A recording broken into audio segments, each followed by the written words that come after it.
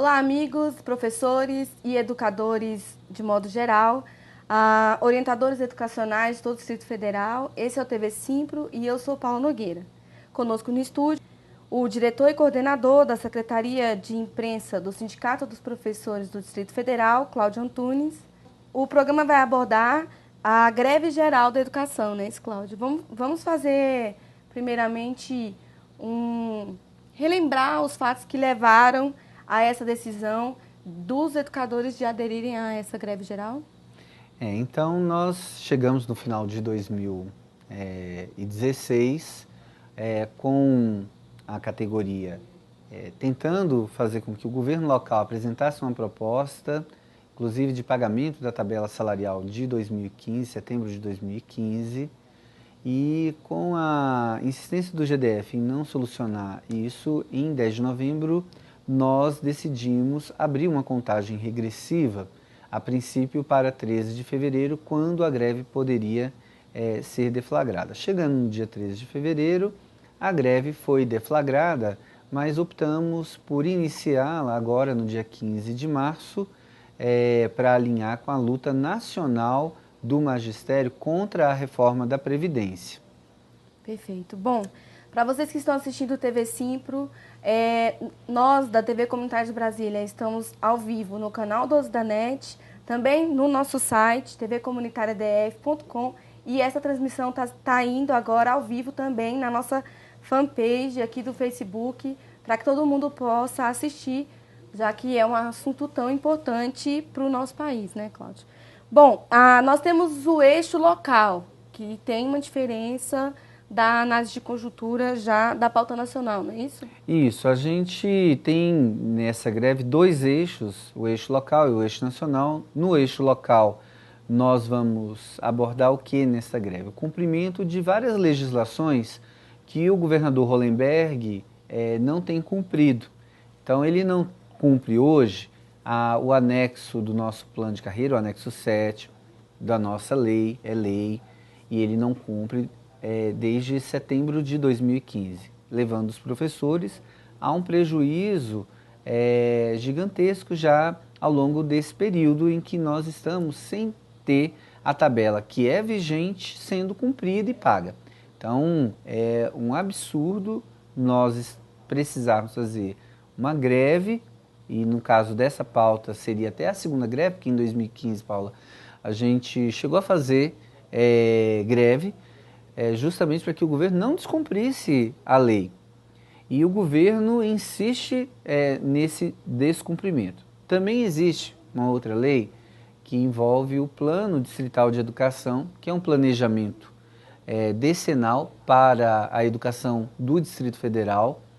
Ela tem o Plano Distrital de Educação 21 metas que abordam dimensões não só corporativistas, mas também a dimensão qualitativa da educação, aborda a dimensão, lógico, né, da valorização do profissional, como eu já falei, mas, sobretudo, uma visão de educação emancipadora para a população do Distrito Federal. Mas, para que isso ocorra, o governador precisa cumprir a lei do Plano Distrital de Educação, essas 21 metas. E nesta greve nós estamos destacando, sem demérito nenhum, das demais metas, que nós também estamos o tempo todo cobrando, a vaga da educação infantil, os investimentos na estrutura da escola, a redução do número de alunos por sala de aula. E isso não é uma coisa importante só para os professores, isso é importante sobretudo para o aluno, que passa a ter, quando você tem esse conjunto de indicadores que o PDE faz. São 21 metas, mas você tem no conjunto da lei em torno de 400 estratégias. Quando você cumpre isso ali, você dá qualidade, dá melhor condição para que o aluno tenha a melhor educação possível, né? Num contexto em que nós temos as condições de ter, basta que a lei seja cumprida. E aí nós vamos, nesse momento da greve, está dando destaque, a população vai ver isso, da meta 17, que é uma meta que valoriza a carreira magistério. Senão daqui a pouco nós vamos ter a situação em que já se encontram alguns estados, que falta professor não porque o governo não quer contratar, não porque o governo do estado, do município não tenha dinheiro para contratar, é que não tem ninguém querendo dar aula, porque assim, vai desvalorizando tanto a carreira que daqui a pouco você tem, e infelizmente em algumas situações estaduais e municipais, você tem a aula sendo dada por professores que não têm o diploma de professor, por incrível que pareça. São condições extremamente desfavoráveis, né? E isso prejudica a qualidade do ensino de quem está lá matriculado recebendo. Por mais boa vontade que a pessoa esteja lá, não sendo professor, quem está recebendo essa educação não a recebe com a mesma qualidade que receberia de um professor formado em matemática, de um professor formado em química, de um pedagogo. Então, assim, é importante que o governo cumpra a meta 17 para que a carreira magistério não caia no desprestígio da população do Distrito Federal e passe daqui a algum tempo por problemas de não ter pessoas interessadas em atuar, como já ocorre, repito, já ocorre em diversos estados e municípios brasileiros. E aqui no Distrito Federal, inclusive, ocorre em outras áreas do GDF. E aí eu quero citar, por exemplo, o caso da carreira médica. O médico do Distrito Federal hoje, muitas vezes, não faz opção de permanecer na rede de saúde. Quem sofre é a população. É esse sofrimento que vai sair da área da saúde no Distrito Federal e vai bater na porta da escola do seu filho. Então nós teremos, em pouco tempo, se o PDE, que foi construído, não é uma lei dos professores, ela é uma lei da cidade. Ela foi construída com estudantes, ela foi construída com pais que participaram em cerca de 2 anos de elaboração de debates nas cidades até chegar na Câmara Legislativa para ser votado e sancionado, inclusive, pelo atual governador, Rodrigo Hollenberg. Então, assim, se esse conjunto de metas e essa meta 17 não for cumprida, nós teremos daqui a pouco a mesma condição que estados e municípios, uma carreira desvalorizada que as pessoas não têm interesse em trabalhar. Vai faltar professor porque ninguém vai querer vir dar aula. Cláudio, e na questão dessa reforma do ensino médio, como que vai ficar esse universo de dificuldades dentro da vida do professor? O ensino médio, que é um debate colocado pelo governo federal, que a gente já vem acompanhando desde o ano passado, logo após o golpe que ocorreu na nossa democracia, e uma das consequências é querer mudar legislação na área da educação sem discutir com estudantes, sem discutir com professores, que são os especialistas dentro da escola, para falar de educação. Então, assim, os impactos disso são absolutamente negativos. Nós temos uma rede em que algumas cidades, nós nem temos muitas escolas de ensino médio por conta dessa política de encher, superlotar determinadas salas. Você tem, por exemplo, cidades no Distrito Federal com 2, 3 escolas. Eu vou dar um exemplo claro do que seria essa proposta do Ministério da Educação para o ensino médio em cidades com 3, 4 escolas de ensino médio. A cidade às vezes tem 20 escolas, mas de ensino médio, 3, 4. E aí o que eles querem fazer? Em uma escola tem educação física, na outra não tem. Aí você que é aluno, escolhe se você quer ter educação física ou não assim. Porque a educação física, assim como outras disciplinas que foram colocadas como optativas, filosofia, sociologia e artes, não é você, estudante, que vai escolher na escola que você estiver matriculado de ensino médio se você quer cursar ou não, para inclusive aumentar a carga, como a propaganda do governo parece levar a esse entendimento de matemática, de química, de física. Não é isso, até porque a rede não tem como funcionar nessa perspectiva de uma grade aberta na rede básica de ensino, se o aluno quer ter 5 aulas de matemática ou 7, porque ele está abrindo mão de ter 2 de filosofia para ter 2 a mais de outra disciplina. A escola não tem como desenvolver isso. Vocês mesmos veem a dificuldade que se tem na contratação de professores no Distrito Federal. Então, essa proposta do governo federal, ela versa muito mais para quem quer aparecer, entrar num debate que não domina, querer mostrar o que não está fazendo, né? Ou seja, aparecer sem estar fazendo nada, do que uma proposta concreta de melhoria na educação pública. E que foi trabalhada, né? E que foi trabalhada. Perfeito. Bom, e na pauta nacional, qual que é a maior preocupação dos educadores na sua avaliação? O eixo nacional, ele hoje vai versar sobre a Previdência. Claro que nos preocupa condições recentes que o Congresso Nacional fez com que a educação e saúde, inclusive, passassem a ter pelos próximos 20 anos.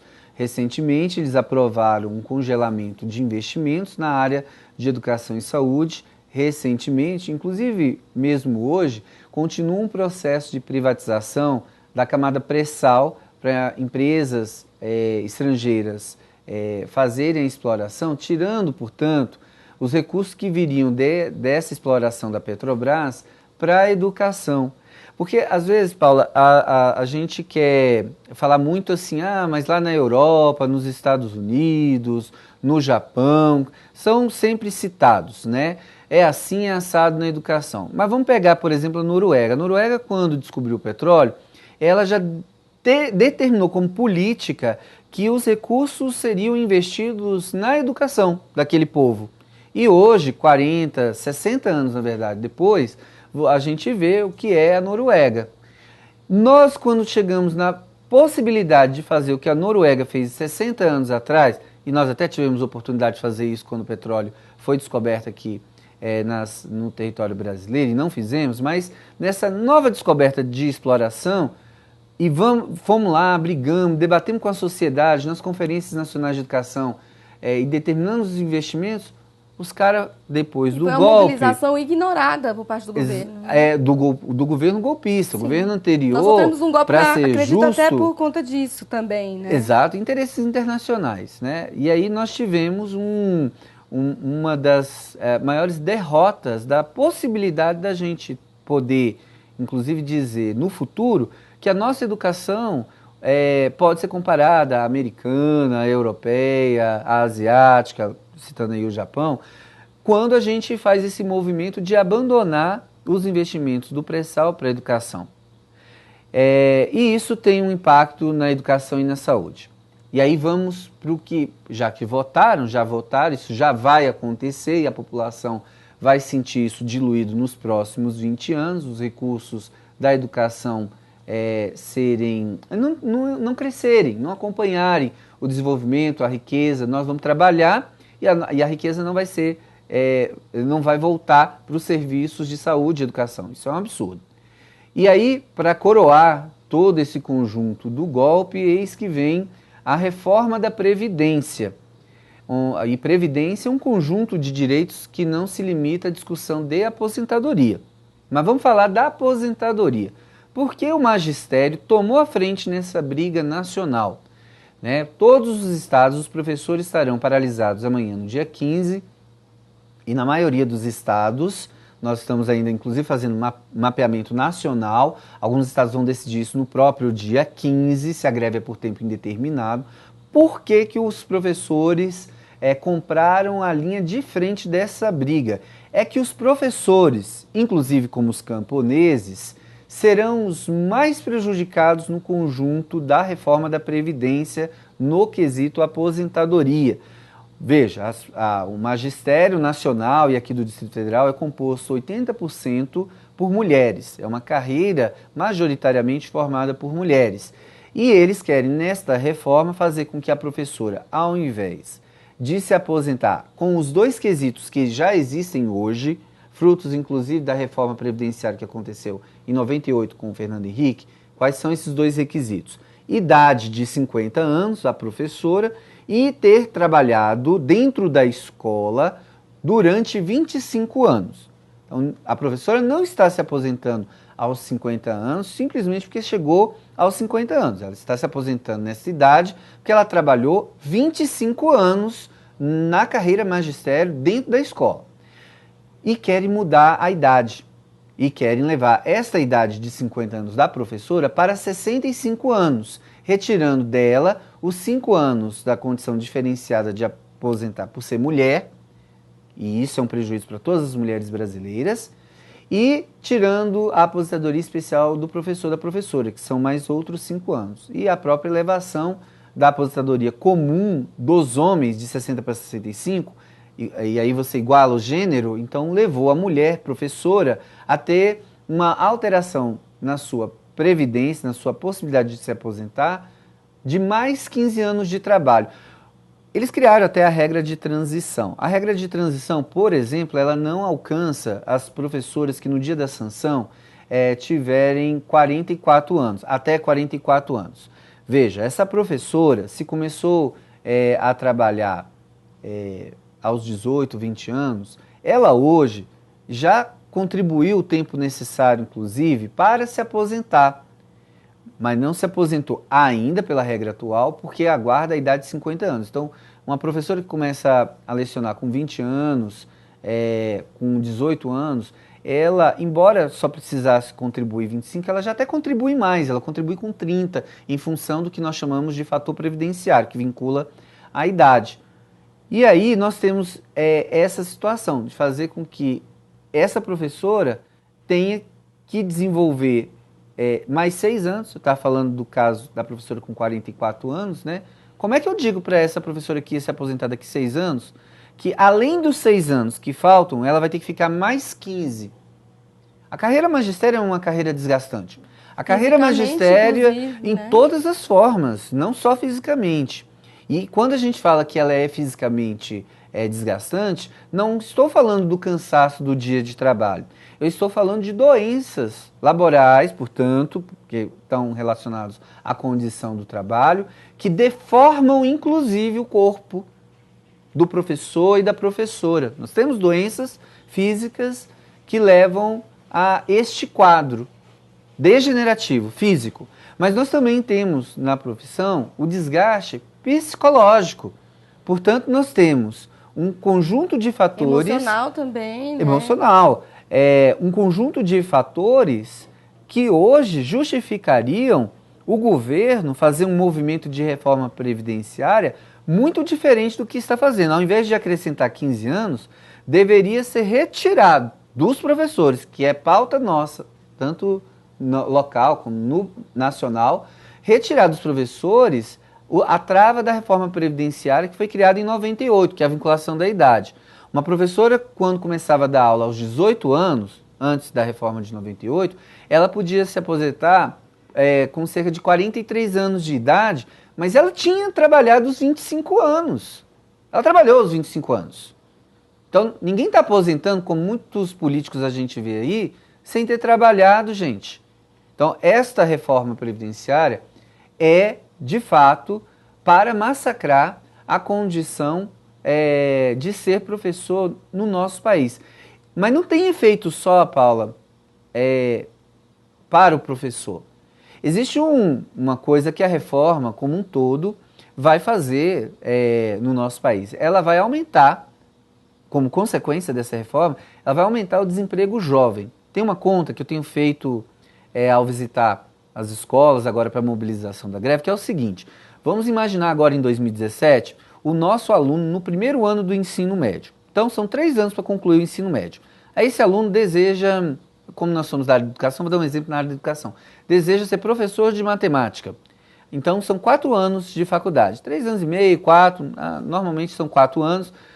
Então 3 mais 4, 7 anos. Ele vai levar, se ele está agora no primeiro ano do ensino médio, 7 anos para poder sair com um diploma de professor de matemática. E nós aí estamos com a professora Maria, que está com 44 anos hoje, vai receber daqui a pouco uma notícia do presidente golpista Michel Temer, de que ela vai ter que trabalhar além dos 6 anos mais 15, então ela ficou presa dentro da carreira. Veja, o aluno vai por um caminho acadêmico de estudo ainda, 3 de ensino médio, 4 de faculdade. A professora vai 6 anos que ela já tinha mesmo que ficar, ao invés de sair com 6 anos e desocupar aquela vaga de trabalho, ela vai continuar mais 15. Quando esse aluno concluir o curso dele na universidade, não vai ter mercado terminar de trabalho, né? A faculdade, ele poderia ocupar a vaga dessa professora se ela tivesse desocupado pela aposentadoria, ou seja, depois dela ter contribuído até mais do que precisaria, que seriam 25, normalmente as professoras contribuem 30, 32 anos, Esse aluno poderia ser o novo professor, a renovação, mas ele vai ficar desempregado. E isso vai acontecer em todas as áreas. Estou dando um exemplo da educação, que fez na área do magistério. Isso vai acontecer em todas as áreas. E nós vamos trazer para o nosso Brasil a condição hoje jovem de desemprego da Europa, que você tem um desemprego por outros motivos jovem, lá para o Brasil, porque nós estamos impedindo essa juventude que está hoje matriculada até o primeiro ano do ensino fundamental, séries iniciais, primeiro ano, até o primeiro ano do ensino médio, esses jovens encontrarão desemprego quando saírem da faculdade, porque nós não vamos deixar professores, médicos, homens e mulheres brasileiras se aposentarem pela regra que nós temos hoje. Perfeito, Cláudio. Bom, o sindicato preparou um VT com um comunicado, na verdade, né? Esclarecendo algumas questões importantes de forma mais didática, né? Não é isso? Então, confira o VT agora aí na tela da TV Comunitária de Brasília. Comunicado à população. O governo federal propõe diversas mudanças para a aposentadoria de todos os brasileiros. Com essas mudanças, a maior parte dos trabalhadores não conseguirá se aposentar. No Distrito Federal, o governo descumpre várias leis, promovendo um verdadeiro descaso com a educação e toda a população. Esses ataques do governo federal e o descumprimento de leis por parte do GDF levam os professores a entrarem em greve a partir do dia 15 de março por tempo indeterminado. Tomar essa decisão não foi fácil, mas a luta de todos os professores e professoras é para que o governo cumpra suas responsabilidades legais e para que todos tenham o direito de se aposentar. Simpro-DF. Bom, de volta com o TV Simpro, aqui com o Cláudio Antunes, do Sindicato dos Professores do Distrito Federal. Bom, Cláudio, qual é a perspectiva e o planejamento de atividades durante essa greve geral? Nós teremos várias atividades acontecendo ao mesmo tempo, ora nas cidades e ora na região central de Brasília. A greve geral nacional aqui em Brasília começa com um grande ato na Esplanada dos Ministérios, onde amanhã, dia 15, nós estaremos concentrados próximo à Catedral de Brasília. Teremos atos, tem um planejamento visual que será feito para a esplanada, então vai ser um dia muito bonito de luta. E aí segue outras agendas. No dia 16, nós faremos assembleias regionais nas cidades para tirar o comando de greve das cidades, que vão se somar à diretoria do Simpro na organização da greve. Dia 17, o comando eleito no dia 16 vai determinar a agenda do dia 17. Uma das atividades possíveis são as atividades de convencimento, onde as equipes do comando de greve vão visitando as escolas para convencer o professor que ainda não fez a greve, está aderindo a esse movimento que é justo, legítimo e de direito. Né? Nós estamos trabalhando aqui para não perder no cenário nacional direitos e no cenário local conquistarmos aquilo que já está previsto em lei. E aí seguimos aí para o final de semana dos dias 18 e 19, onde 18 nós teremos carros de som nas cidades, anunciando à população que os professores estão em greve, o porquê.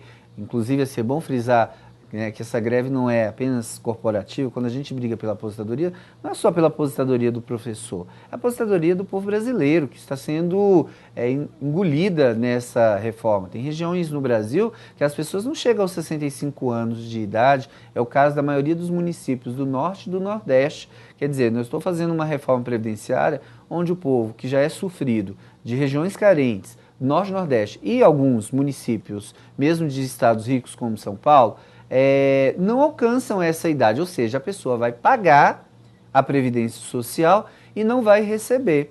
E aí a gente, seguindo a agenda, né, dia 18,